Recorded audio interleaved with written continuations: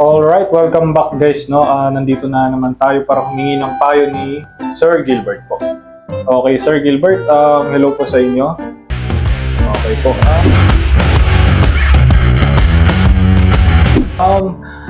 May tanong lang po ako regarding dun sa last video na ginawa natin, sir, no? About sa ano nyo po, sa kung saan kayo magaling, sir. Nabanggit nyo po na magaling kayo sa Filipino para maging engineer.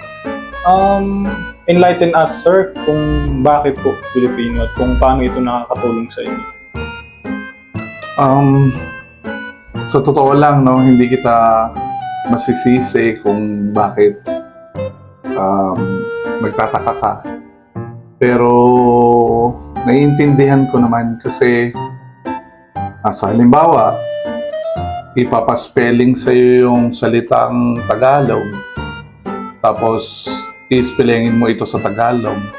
Ang sagwa, halimbawa, spell bote, bao, tae. Ang sagwa naman nun. Parang may naamoy ako hindi maganda. Oo, tayo. Oo, masagwa eh. So, may mga pagkakataon na kailangan mo din na banyaga ang gamitin like English. Pero, kailangan pa rin nating maging magaling sa Pilipino para maging inhinyero. Ang galing mo talaga, bright ka.